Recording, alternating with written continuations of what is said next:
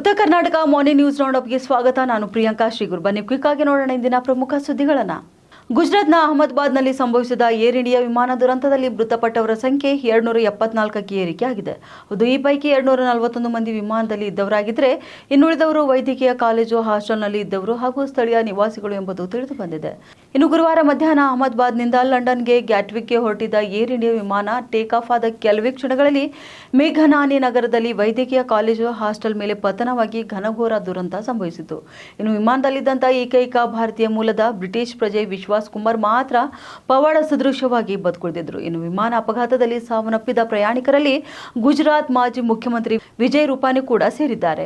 ಏತನ್ಮಧ್ಯೆ ವಿಮಾನ ಪತನದ ಕಾರಣಗಳನ್ನು ಪತ್ತೆ ಹಚ್ಚಲು ತನಿಖೆ ತ್ವರಿತಗತಿಯಲ್ಲಿ ಸಾಗ್ತಿದೆ. ಇನ್ನು ತನಿಖೆಯಲ್ಲಿ ಮಹತ್ವದ ಪಾತ್ರ ವಹಿಸಲಿರುವ ನಿರ್ಣಾಯಕ ಸಾಧನವಾಗಿದ್ದ ಒಂದು ಬ್ಲಾಕ್ ಬಾಕ್ಸ್ ಅನ್ನು ಗುರುವಾರ ರಾತ್ರಿ ಪತ್ತೆ ಹಚ್ಚಿ ವಶಪಡಿಸಿಕೊಳ್ಳಲಾಗಿದೆ.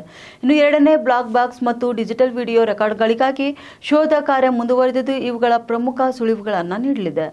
ಇನ್ನು ಕೇಂದ್ರ ಗೃಹ ಕಾರ್ಯದರ್ಶಿ, ಗೃಹ ಸಚಿವಾಲಯ ಮತ್ತು ಭಾರತ ಸರ್ಕಾರದ ನೇತೃತ್ವದಲ್ಲಿ ಈ ಸಮಿತಿ ಕಾರ್ಯಾಚರಿಸಲಿದೆ. ಇನ್ನು ಇದರಲ್ಲಿ ನಾಗರಿಕ ವಿಮಾನಯಾನ ಸಚಿವಾಲಯದ ಕಾರ್ಯದರ್ಶಿ, ಗುಜರಾತ್ ಗೃಹ ಇಲಾಖೆ ಹೆಚ್ಚುವರಿ ಕಾರ್ಯದರ್ಶಿ, ಜಂಟಿ ಕಾರ್ಯದರ್ಶಿ, ಗುಜರಾತ್ ಸರ್ಕಾರದ ಪ್ರತಿನಿಧಿ, ರಾಜ್ಯ ವಿಪತ್ತು ನಿರ್ವಹಣಾ ಪ್ರಾಧಿಕಾರ, ಗುಜರಾತ್ ಸರ್ಕಾರದ ಪ್ರತಿನಿಧಿ, ಅಹಮದಾಬಾದ್ ಪೊಲೀಸ್ ಆಯುಕ್ತರು, ಭಾರತೀಯ ವಾಯುಪಡೆ ಮಹಾನಿರ್ದೇಶಕರು, ಇನ್ನು ನಾಗರಿಕ ವಿಮಾನಯಾನ ಭದ್ರತಾ ಬ್ಯೂರೋ, ಡಿಜಿಸಿಎ, ಐಬಿಯ ವಿಶೇಷ ನಿರ್ದೇಶಕರು ಸೇರಿದಂತೆ ಭಾರತ ಸರ್ಕಾರದ ವಿಧಿವಿಜ್ಞಾನ ಸೇವೆಗಳ ನಿರ್ದೇಶನಾಲಯದ ನಿರ್ದೇಶಕರು ಕೂಡ ಇರಲಿದ್ದಾರೆ. ಇಸ್ರಾಯೇಲ್ ಮತ್ತು ಇರಾನ್ ದೇಶಗಳ ನಡುವೆ ಮತ್ತೆ ದಾಳಿ ಶುರುವಾಗಿದೆ.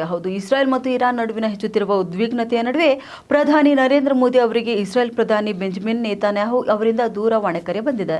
ಈ ಬಗ್ಗೆ ಎಕ್ಸ್ ಸಾಮಾಜಿಕ ಜಾಲತಾಣದಲ್ಲಿ ಪ್ರಧಾನಿ ನರೇಂದ್ರ ಮೋದಿ ಪೋಸ್ಟ್ ಮಾಡಿದ್ದು, ಸಾಮಾಜಿಕ ಮಾಧ್ಯಮ ಪೋಸ್ಟ್ ಮೂಲಕ ನರೇಂದ್ರ ಮೋದಿ ಇಸ್ರಾಯೇಲ್ ಪ್ರಧಾನಿಯೊಂದಿಗಿನ ತಮ್ಮ ಸಂವಾದವನ್ನು ದೃಢಪಡಿಸಿದ್ದಾರೆ. ಇನ್ನು ಇಸ್ರಾಯೇಲ್ ಪ್ರಧಾನಿ ಬೆಂಜಮಿನ್ ನೇತಾನ್ಯಾಹು ಅವರಿಂದ ದೂರವಾಣಿ ಕರೆ ಬಂದಿದ್ದು, ಅವರು ಇಸ್ರಾಯೇಲ್ ಇರಾನ್ ಪರಿಸ್ಥಿತಿಯ ಬಗ್ಗೆ ನನಗೆ ವಿವರಣೆ ನೀಡಿದ್ದಾರೆ. ನಾನು ಭಾರತದ ಕಳವಳಗಳನ್ನು ಕೂಡ ಹಂಚಿಕೊಂಡಿದ್ದೇನೆ. ಆ ಪ್ರದೇಶದಲ್ಲಿ ಶಾಂತಿ ಮತ್ತು ಸ್ಥಿರತೆಯನ್ನು ಶೀಘ್ರವಾಗಿ ಪುನಃಸ್ಥಾಪಿಸುವ ಅಗತ್ಯವನ್ನು ಒತ್ತಿ ಹೇಳ್ತಿದ್ದೇನೆ ಎಂದು ಮೋದಿ ಎಕ್ಸ್ನಲ್ಲಿ ಪೋಸ್ಟ್ ಬರೆದಿದ್ದಾರೆ. ಇನ್ನು ಇಸ್ರೇಲ್ ದಾಳಿ ನಡೆದ ಕೆಲವು ಗಂಟೆಗಳ ನಂತರ ಅಮೆರಿಕ ಅಧ್ಯಕ್ಷ ಡೊನಾಲ್ಡ್ ಟ್ರಂಪ್ ಕೂಡ ಇರಾನ್ ಪರಮಾಣು ಒಪ್ಪಂದ ಮಾಡಿಕೊಳ್ಳುವಂತೆ ಒತ್ತಾಯಿಸಿದ್ದಾರೆ ಮತ್ತು ಮಿಲಿಟರಿ ಕ್ರಮದ ಸಾಧ್ಯತೆಯ ಬಗ್ಗೆ ಕೂಡ ಎಚ್ಚರಿಕೆ ನೀಡಿದ್ದಾರೆ. ಇನ್ನು ನಾನು ಇರಾನ್ಗೆ ಒಪ್ಪಂದ ಮಾಡಿಕೊಳ್ಳಲು ಇರುವಂತಹ ಅವಕಾಶದ ಬಗ್ಗೆ ಹೇಳಿದ್ದು, ಈ ಮೂಲಕ ಇನ್ನಷ್ಟು ಹತ್ಯಾಕಾಂಡವನ್ನು ನಿಲ್ಲಿಸಬಹುದು ಎಂದು ಸೂಚಿಸಿದ್ದೇನೆ ಎಂದು ಟ್ರಂಪ್ ತಮ್ಮ ಟ್ರೂತ್ ಸೋಷಿಯಲ್ನಲ್ಲಿ ಹೇಳಿಕೊಂಡಿದ್ದಾರೆ. ಎಸ್ಎಂವಿಟಿ ಬೆಂಗಳೂರು ಮತ್ತು ಬೀದರ್ ನಡುವೆ ನೈಋತ್ಯ ರೈಲ್ವೆ ವಿಶೇಷ ರೈಲುಗಳನ್ನು ಘೋಷಣೆ ಮಾಡಿದೆ. ರೈಲು ಸಂಖ್ಯೆ 06539 ಎಸ್ಎಂವಿಟಿ ಬೆಂಗಳೂರು ಬೀದರ್ ಎಕ್ಸ್ಪ್ರೆಸ್ ವಿಶೇಷ ರೈಲು ಜೂನ್ 15ರಿಂದ 29ರವರೆಗೆ ಶುಕ್ರವಾರ ಮತ್ತು ಭಾನುವಾರಗಳಂದು ಒಟ್ಟು 5 ಟ್ರಿಪ್ ಸಂಚಾರ ಮಾಡಲಿದೆ. ಹಾಗೆಯೇ ರೈಲು ಸಂಖ್ಯೆ 06540 ಬೀದರ್ ಎಸ್ಎಂವಿಟಿ ಬೆಂಗಳೂರು ಕೂಡ ಶನಿವಾರ ಮತ್ತು ಸೋಮವಾರ ಒಟ್ಟು 5 ಟ್ರಿಪ್ ಸಂಚಾರ ಮಾಡಲಿದೆ. ಇನ್ನು ಎಸ್ಎಂವಿಟಿ ಬೆಂಗಳೂರು ಬೀದರ್ ಎಕ್ಸ್ಪ್ರೆಸ್ ವಿಶೇಷ ರೈಲು ಬೆಂಗಳೂರಿನಿಂದ ರಾತ್ರಿ 9:15ಕ್ಕೆ ಹೊರಟು ಮರುದಿನ ಬೆಳಗ್ಗೆ 11:30ಕ್ಕೆ ಬೀದರ್ ತಲುಪಲಿದೆ.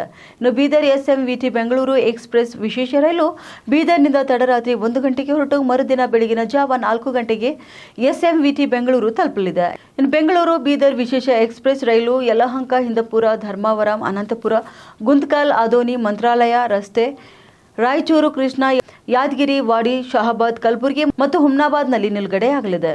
2025 ಹಾಗೂ 26ನೇ ಶೈಕ್ಷಣಿಕ ವರ್ಷ ಆರಂಭವಾಗಿದ್ದು, ಈ ಶೈಕ್ಷಣಿಕ ವರ್ಷದಲ್ಲಿ ಕರ್ನಾಟಕದಲ್ಲಿ 1.35 ಲಕ್ಷ ಇಂಜಿನಿಯರಿಂಗ್ ಸೀಟುಗಳು ಲಭ್ಯವಿದ್ದು, ಇದು ಕಳೆದ ವರ್ಷ ಲಭ್ಯವಿದ್ದ ಸೀಟುಗಳಿಗಿಂತ ಸ್ವಲ್ಪ ಕಡಿಮೆಯಾಗಿದೆ. ಈ ಕುರಿತಾಗಿ ಕರ್ನಾಟಕ ಪರೀಕ್ಷಾ ಪ್ರಾಧಿಕಾರ ಶುಕ್ರವಾರ ಕರಡು ಸೀಟ್ ಮ್ಯಾಟ್ರಿಕ್ಸ್ ಪ್ರಕಟಣೆ ನೀಡಿದೆ.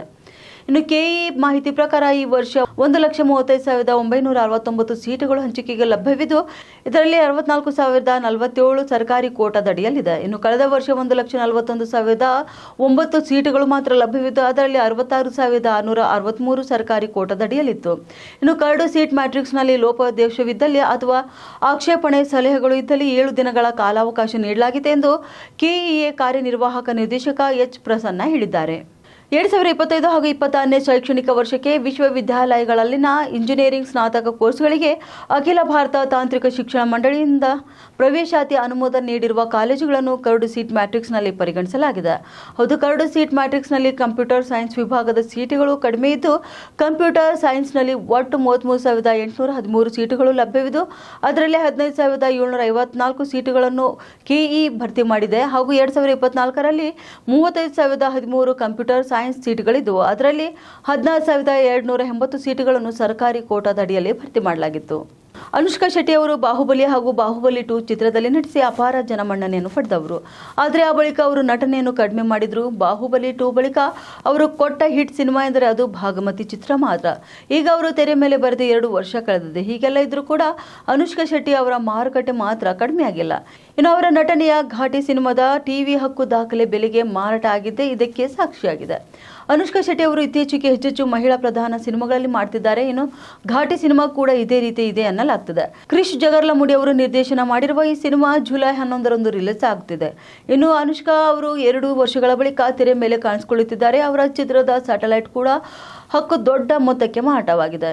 ನಾನ್ ಥಿಯೇಟರಿಕಲ್ ಹಕ್ಕುಗಳು ಅಂದರೆ OTT, ಸ್ಯಾಟಲೈಟ್ ಹಾಗೂ ಆಡಿಯೋ ಹಕ್ಕು ಸೇರಿ 36 ಕೋಟಿ ರೂಪಾಯಿ ಹರಿದು ಬಂದಿದೆ. ಇನ್ನು ಸಿನಿಮಾದ ಬಜೆಟ್ ಕೂಡ ಇದರ ಆಸ್ಪಾಸ್ನಲ್ಲಿಯೇ ಇದೆ. ಹೀಗಾಗಿ ನಿರ್ಮಾಪಕರು ಈಗಾಗಲೇ ಸೇಫ್ ಆಗಿದ್ದಾರೆ ಎಂದು ವರದಿ ಕೂಡ ಬಂದಿದೆ. ಇನ್ನು ಮಹಿಳಾ ಪ್ರಧಾನ ಚಿತ್ರವೊಂದು ರಿಲೀಸ್ಗೂ ಮೊದಲೇ ಇಷ್ಟು ದೊಡ್ಡ ಬಿಸ್ನೆಸ್ ಮಾಡಿರುವುದು ಇದೇ ಮೊದಲು ಎನ್ನಲಾಗ್ತದೆ. ಘಾಟಿ ಸಿನಿಮಾದ OTT ಹಕ್ಕನ್ನು ಅಮೆಜಾನ್ ಪ್ರೈಮ್ ವಿಡಿಯೋ ಪಡೆದುಕೊಂಡಿದ್ದು, ಥಿಯೇಟರ್ ರನ್ ಮುಗಿದ ಕೆಲವು ವಾರಗಳ ಬಳಿಕ ಸಿನಿಮಾ OTTಗೆ ಬರಲಿದೆ. ಇನ್ನು ಆದಿತ್ಯ ಮ್ಯೂಸಿಕ್ ಲೇಬಲ್ ಈ ಚಿತ್ರದ ಆಡಿಯೋ ಹಕ್ಕನ್ನು ಕೂಡ ಪಡೆದುಕೊಂಡಿದೆ. ಇವಾಗಿದ್ದವು ಇಂದಿನ ಪ್ರಮುಖ ಸುದ್ದಿಗಳು. ಮತ್ತೆ ಭೇಟಿಯಾಗೋಣ ಮುಂದಿನ ರೌಂಡ್ ಅಪ್ನಲ್ಲಿ.